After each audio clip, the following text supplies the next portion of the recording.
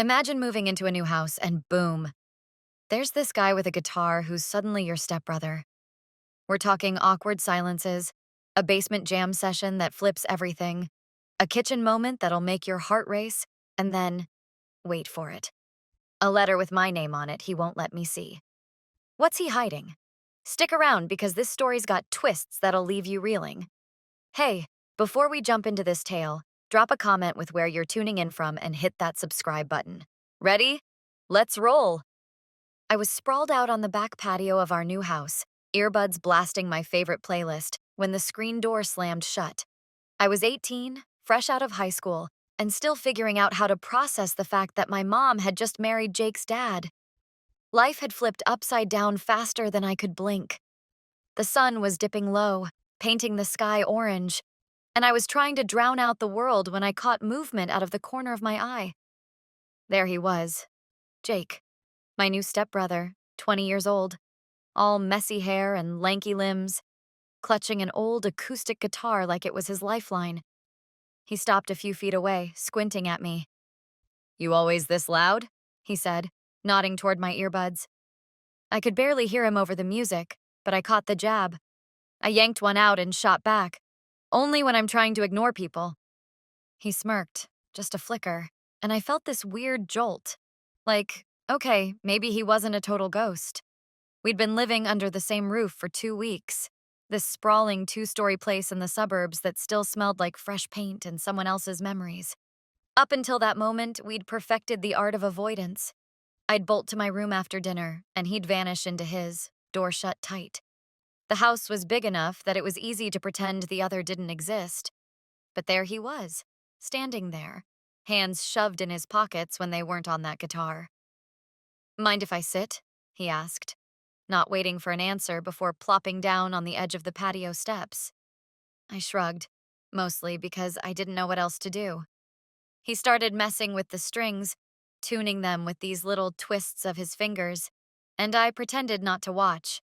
The thing is, I'd always been the type to keep my guard up. New people? Nope, not my thing. And now I had this guy, technically family, sharing my space. It wasn't like I hated him, I just didn't get him. He was quiet, but not shy quiet. More like he was sizing up the world before deciding if it was worth his time. I pulled my other earbud out, letting the playlist fade into the hum of crickets. "What's with the guitar?" I asked, trying to sound casual. He glanced up, surprised, like he hadn't expected me to care. "Keeps me sane," he said simply, then strummed a chord. It was soft, kind of rough around the edges, but it hit me somewhere deep. I didn't say anything, just listened as he played a few more notes. Here's the kicker. I'm not big on opening up. Mom always says I'm like a locked box with the key buried somewhere even I can't find. But that afternoon, something shifted. Maybe it was the way the music filled the air, or how he didn't push me to talk. He just sat there playing, and I started wondering what his deal was. Was he as thrown off by this whole step-sibling thing as I was? I mean, one day you're an only kid, the next you've got someone new eating cereal across from you at breakfast. It's weird, right? I caught myself staring at his hands, calloused fingertips sliding over the strings, and snapped my eyes away. "So you're not going to ask me to turn it down?" I said, half joking, testing the waters. He grinned, this quick flash of teeth that caught me off guard. "Nah, I've heard worse. My old neighbor used to blast polka at 3 a.m. I snorted, picturing it, and for the first time the silence between us didn't feel like a wall. "Polka? That's brutal," I said. He nodded, strumming again. "Yeah, this is an upgrade." And there it was. Our first real conversation. Nothing deep, just a couple of lines, but it was something. I leaned back on my hands, the concrete cool against my palms, and let the moment settle. The patio was this little oasis. String lights Mom had strung up swaying in the breeze, a rickety table with a half-dead plant I kept forgetting to water. Jake kept playing, and I noticed the melody sounded familiar. It took me a second, but then it clicked. It was this lullaby Mom used to hum when I was little, back when it was just the two of us. I didn't tell him that. No way was I ready to spill something that personal. But it stuck with me, like a thread tugging at something I couldn't name. Looking back, I think that's when I started to see him differently, not as some intruder I had to dodge, but as a person with his own quirks. I didn't know it then, but that afternoon was the first crack in the ice. "You're not bad at that," I said, nodding at the guitar as he paused. He raised an eyebrow. "Gee, thanks. I'll take not bad over a please stop." I laughed, actually laughed, and it felt weirdly good. "Don't get cocky," I shot back. He just shook his head, grinning, and went back to playing. Here's what I've learned since then. Connection doesn't always start with some big, dramatic moment. Sometimes it's just a guy with a guitar and a dumb comment about your music. But at the time, I wasn't thinking about that. I was too busy wondering why my chest felt lighter than it had in weeks. "You ever think this whole thing is nuts?" I asked, keeping my voice low, like I wasn't sure I wanted him to hear. He stopped strumming, looking out at the yard. "Every day," he said. "But it's not the worst, you know." I didn't answer, just nodded, because maybe he was right. So what's the takeaway? I guess it's that even when life throws you a curveball, like a new family you didn't sign up for, you don't have to figure it all out at once. Jake and I were still strangers, sure, but that moment on the patio, it was a start. And maybe, just maybe, that was enough for now. What do you think? How do you handle the unexpected stuff? Let me know down below, because I'm still figuring this out as I go. A month had slipped by since that patio moment with Jake, and I was knee-deep in glue and frustration in the basement. I'd been wrestling with a model airplane for a school project, some history class thing about the Wright brothers, and it was a mess. Wings crooked, propellers dangling like they'd given up. That's when I heard the creak of the stairs. Jake came down, a can of soda in one hand, his hair sticking up like he'd just rolled out of bed. "You need help? Or do you just like breaking stuff?" he said, leaning against the workbench with a smirk. I glared at him, holding up the busted propeller. "If you're so smart, fix this." To my surprise, he didn't fire back. He just grabbed it, plopped down on a stool next to me, and got to work.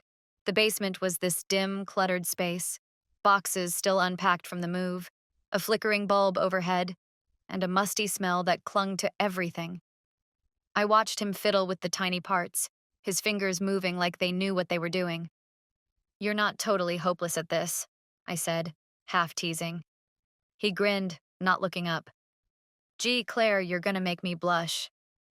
I rolled my eyes, but I couldn't help it. I was starting to relax. We got quiet for a bit, just the sound of glue squishing and the occasional clink of tools. Then he broke the silence. "You hate school as much as I do?" I snorted. "Only the parts where I have to talk in front of people." He nodded like he got it. "Yeah, I'd rather eat glass than sit through chemistry." That's when he reached over and flipped on this old radio sitting on a shelf. Static crackled, then some cheesy 80s tune kicked in. "Sweet Dreams" by the Eurythmics. I burst out laughing. "Seriously? This is your vibe?" He shrugged, grinning.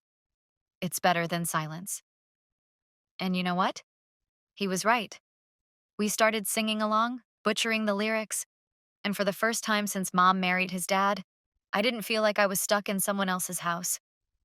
It was dumb, but it was fun. Like we'd stumbled into this little pocket where the weirdness of our situation didn't matter. I grabbed a paintbrush to touch up the plane's wings, and he kept tinkering with the frame. "You're not as annoying as I thought," I said, keeping my eyes on the model. He laughed, this low, easy sound. "Thanks, I guess. You're not exactly a ray of sunshine either." I flicked a drop of paint at him, and he dodged, nearly knocking over his soda. "Watch it, Picasso," he said, but he was still smiling. That's when I noticed how his shoulders loosened up, like he wasn't carrying the weight of the world down here with me. It hit me. He wasn't just the quiet guy who hid in his room anymore. He was real, and maybe he'd been waiting for me to see that. Then he said something that threw me.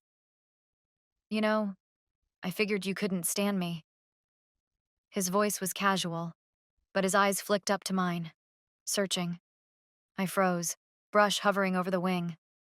What? Why? He shrugged, messing with the propeller again. You're always bolting upstairs. Thought maybe I freaked you out or something. I didn't know what to say. Had I been that obvious? It's not you, I finally muttered. It's just all of this. New house, new family. It's a lot. He nodded slow, like he was chewing on that. Yeah, same. The radio cut out mid-song, plunging us into this sudden quiet. I felt the air shift, like we'd peeled back a layer neither of us meant to touch. He set the propeller down and looked at me, dead serious. I'm glad you're here, though.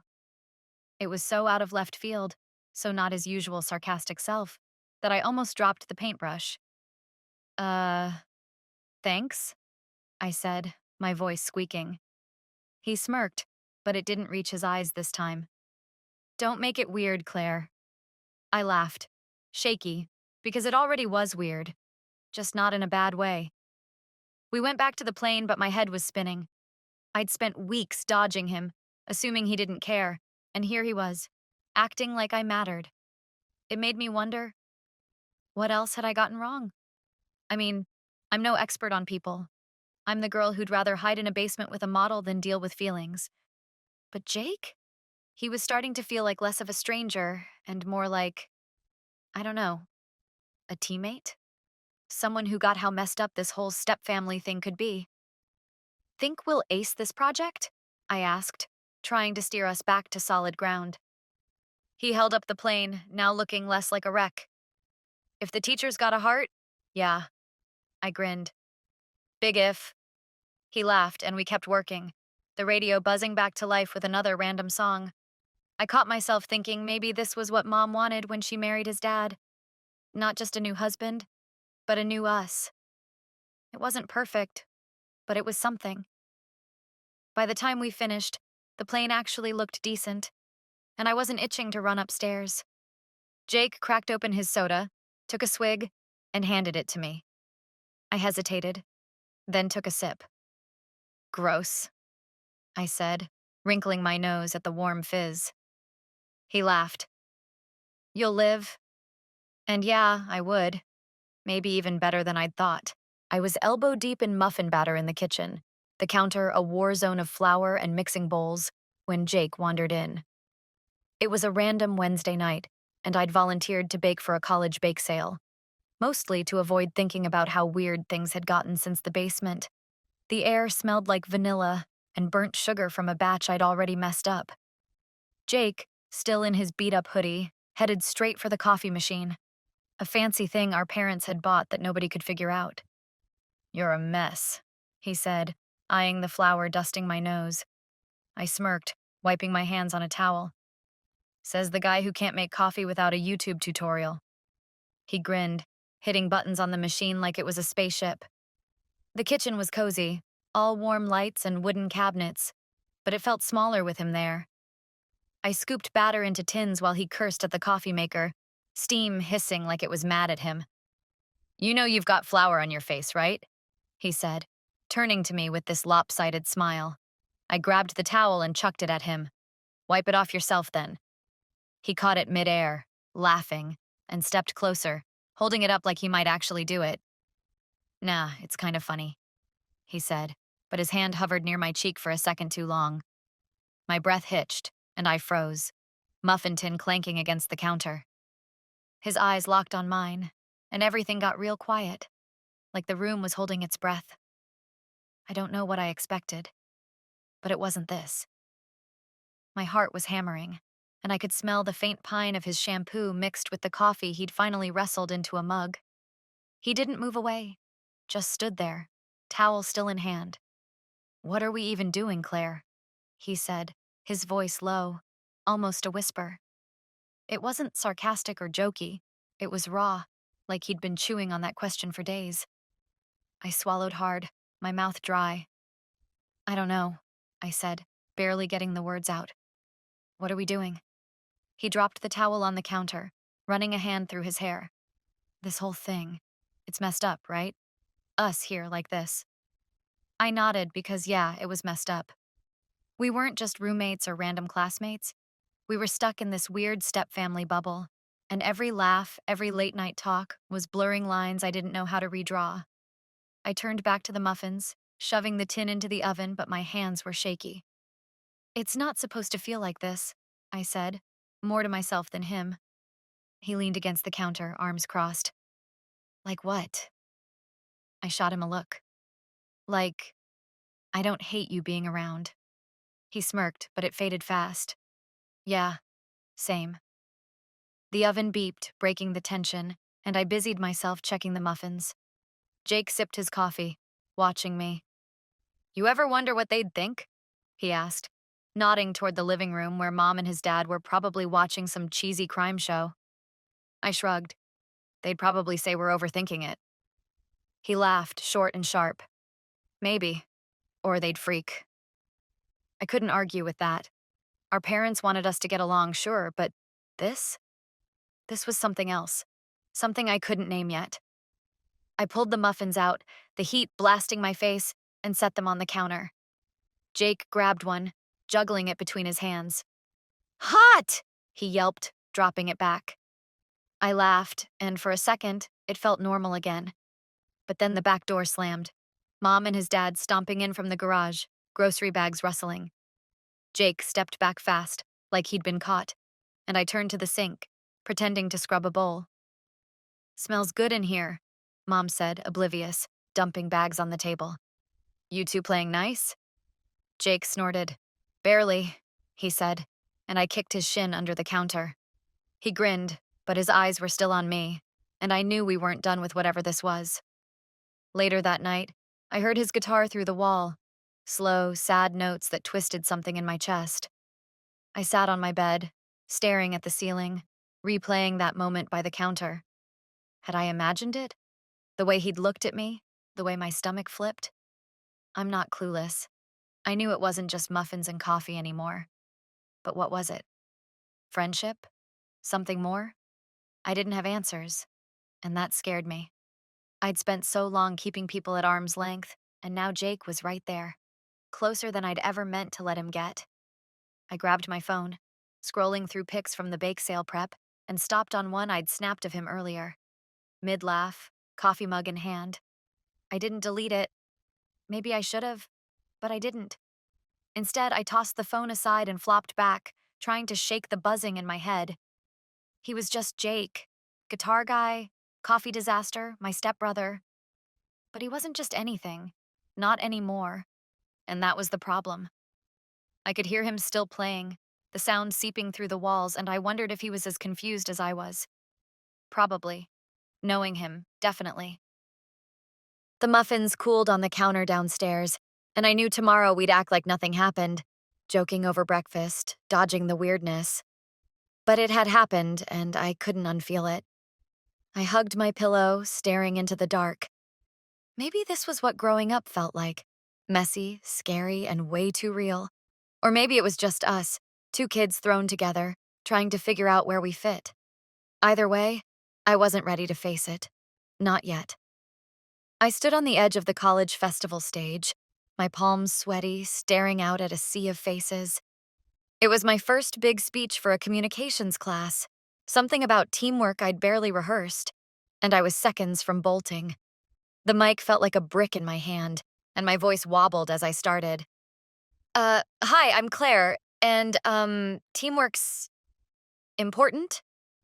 The crowd shifted, bored already, and I could feel my face burning. Then I spotted Jake near the back, leaning against a booth, arms crossed, his messy hair catching the late afternoon sun. He flashed me a thumbs up, this goofy little gesture, and I don't know why, but it steadied me. I stumbled through the rest, but I finished, barely, and bolted off stage, legs shaky. He found me by the lemonade stand later, weaving through the chaos of food trucks and chattering students. "You survived," he said, handing me a cup of lemonade, ice clinking against the plastic. "Looked like you were gonna puke, though." I took a sip, the tartness cutting through my nerves. "Gee, thanks. Real supportive." He grinned, sipping his own. "Hey, you didn't run. That's a win." The festival buzzed around us, laughter, music, the smell of popcorn and fried dough. For a second, it was just us, standing there, and I felt this weird calm settle in. We wandered toward the field where they'd set up picnic tables, dodging kids with glow sticks. "You ever think we'll figure this out?" I said, kicking a pebble. "This whole family thing?" He shrugged, hands in his pockets. "Maybe not. But we could make our own version, you know? Something that works." I looked at him, his face half lit by the setting sun, and it hit me. He wasn't just some guy I'd been thrown into a house with anymore. He was Jake, the one who'd sat with me in basements and kitchens, who got me in a way I hadn't expected. I took a breath. "I'm scared it'll never feel normal," I admitted, my voice quieter than I meant. He stopped walking, turning to face me. "Normal's overrated. We've got this, whatever it is." His words hung there, simple but heavy, and I nodded, because maybe he was right. The crowd started cheering, some band kicking off on the main stage, and he nudged me. "Come on, fireworks are next." We bolted toward the hill where everyone was gathering, the grass cool under my sneakers. The first boom lit up the sky, red and gold exploding overhead, and I caught him watching me instead of the show. "What?" I said, laughing. He shook his head. "Nothing, just... You're okay, Claire." His hand brushed mine as the colors flashed, and he pulled it back fast, like he hadn't meant to. My heart jumped, but I didn't say anything, just let the moment sit. We stood there, shoulder to shoulder, the noise drowning out everything else. I kept thinking about what he'd said. Our own version. Maybe that's what we'd been building all along, piece by piece, without even realizing it. The fireworks kept going, each burst louder, and I felt this rush, like we were on the edge of something new, something I couldn't quite grab yet. Then it happened. The crowd thinned out as the show ended, and we started back toward the parking lot. He was joking about my speech again. "Next time, lessum." More swagger. When we passed a quiet corner by the art booth, I stopped, turning to him. "Jake, thanks for, being there." He looked at me, surprised, then smiled. This soft, real smile I hadn't seen before. "Anytime." And that's when I saw it. A folded letter sticking out of his hoodie pocket. My name scrawled on it in his messy handwriting. My stomach dropped. "What's that?" I said, pointing. He froze, eyes wide, then yanked it back in. Nothing. Just trash." But I knew better. My mind raced. When had he written it? What did it say? Before I could push, a truck horn blared nearby, and he bolted toward it, yelling, "That's Dad, come on!" I followed, heart pounding, but the letter stuck with me. We piled into the truck, Mom chatting about the festival, oblivious. Jake stared out the window, silent, his hand clenched around that pocket. I couldn't breathe right. What was he hiding? A goodbye? A confession? Something else? The truck rumbled home, and I kept stealing glances, but he wouldn't look at me. Then, as we pulled into the driveway, he muttered, "Forget you saw it, okay?" and jumped out, disappearing inside. I sat there, the engine ticking off, my world spinning. He'd been carrying that letter all night, maybe longer, and now I'd never know. Or would I? If you loved this, give it a thumbs up, subscribe, drop a comment, and pass it along to your buddies. This is an artistic and fictional creation intended for both entertainment and educational purposes. Any resemblance to actual people or events is purely coincidental. Some scenes and dialogues in the video are part of a dramatized performance and incorporate elements of grotesque, satire, and exaggeration. The creator stands against discrimination, violence, and hatred. This channel fully complies with YouTube's policies and does not infringe upon copyright laws.